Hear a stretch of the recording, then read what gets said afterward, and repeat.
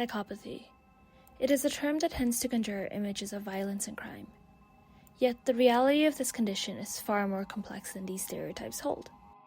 While it is true that people with the condition display a range of disconcerting tendencies, including reduced empathy and remorse, impulsivity, and sometimes aggressive or violent behavior, it is like other well-known spectrum disorders such as autism and anxiety.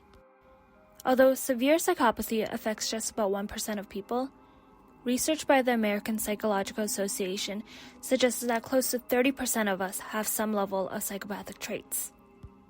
And what we have come to know about psychopaths from the criminal justice system and social media, what we know least about are those individuals who don't go on to commit crimes or aren't convicted. Because of its complexity and composition of several mental disorders, psychopathy is difficult to define, both scientifically and legally. For that reason, it is not recognized in the current DSM-5, the most widely used guide for diagnosing mental health conditions. In fact, it was replaced by antisocial personality disorder, ASPD, which focuses mainly on the behavioral aspects of psychopathy, such as aggression, impulsivity, and the violations of others' rights, but only minimally on the personality characteristics considered central to psychopathy, like callousness, remorselessness, and narcissism.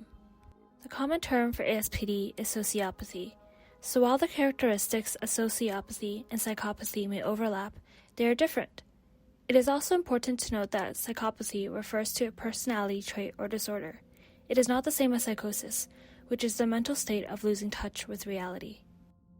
People with psychopathic traits may have an increased risk for violence and criminal behavior, but not all psychopaths are violent, and many people who are violent are not psychopathic. This is just one of the ideas that is perpetuated in media. To understand where these stereotypes have arisen from, we will be reviewing the cinematic portrayal of psychopathy and just how true to life it actually is.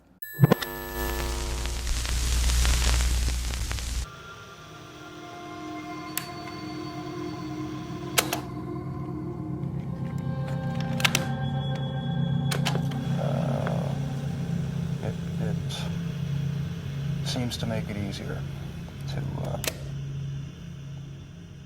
do things you shouldn't do.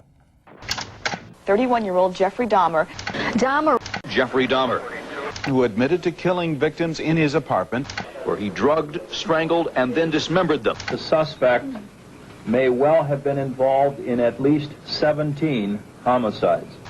Authorities say charges will be filed in the case this afternoon, but they won't say how many charges will be filed since the investigation is still continuing. Well, close.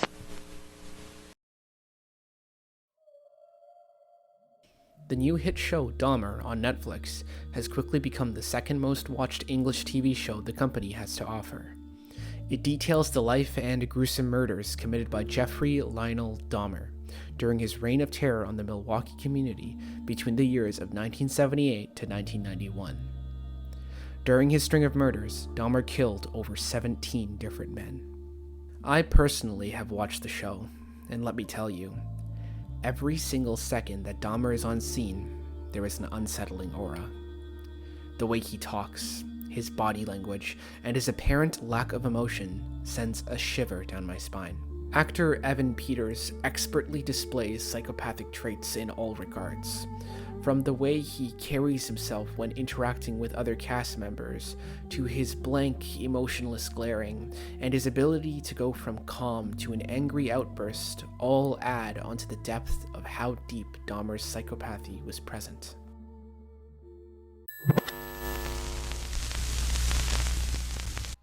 Now, I'm sure we've all watched The American Psycho, and how Patrick Bateman, the main character of this movie, who is a successful Wall Street investment banker, leads a secret life as a serial killer. Although it seems his life is complete with glamorous wealth, Bateman is afflicted by feelings of anxiety, low self-esteem, and materialistic behavior.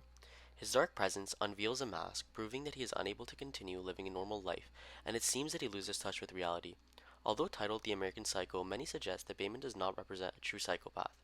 In a case study completed on this character, they conclude that although the traits of a psychopath and sociopath are similar, Patrick Bateman is more so a sociopath, as he chooses to do wrong, and towards the end of the movie, feeling a sense of guilt and empathy for his actions, something a true psychopath would not do. not sure I'm gonna get away with it this time. So,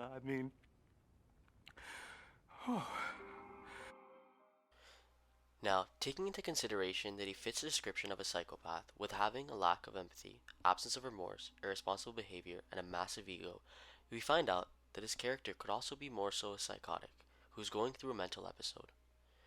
It seems that Bateman never committed any of the murders, and I assume that the irony in fact that all of Bateman's cold, business-like colleagues were true psychopaths, while Bateman himself, who does not fit this character, lets his repressed emotions consume him and ends up having an emotional breakdown.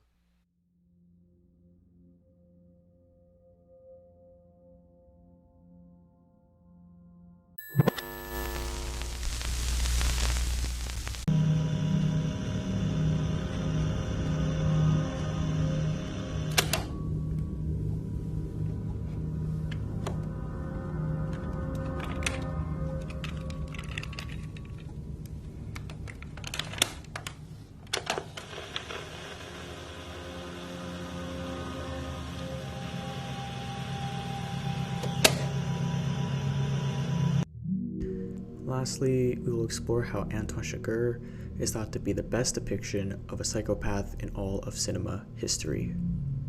Anton is the antagonist in No Country for Old Men, an award-winning movie taking place in 1980s rural Texas, where a hunter by the name of Llewellyn Moss discovers $2 million in a drug deal gone violently wrong. Without spoiling too much of the plot, instead of reporting his findings to the police, Llewellyn pockets the money for himself, putting Anton, a hired mercenary, on his tail. In a study examining 400 films, forensic psychiatrists concluded that Chigurh was one of cinema's most realistic depictions of psychopathy. Anton is a well-designed prototypical primary psychopath, characterized by low anxiety and a reduced neural activation to others' emotions. He has an incapacity for love and exhibits an absence of shame or remorse. Additionally, Anton lacks psychological insight and cannot learn from past experiences. He has a cold-blooded and ruthless attitude, presents with total determination, and completely lacks empathy. Anton doesn't stop at anything to fulfill his objectives. Similar to other psychopaths, Anton also has an internal code of conduct, which he sticks to at all times. Take this scene, for example, where Anton bets a gas station owner's life on the outcome of a coin toss. Call it. Call it, yes. For what? Just call it. Lastly, Anton's behavior shows many similarities to the convicted serial killer and psychopath Richard Kuklinski. Both are emotionally apathetic to their behavior, neither excited nor repulsed by the atrocities that they commit. Others describe Kuklinski as incapable of experiencing enjoyment or passion from anything. And finally, he is noted to have had an antisocial personality disorder, resulting in a lack of personal relationships, traits that are also demonstrated by Chigurh.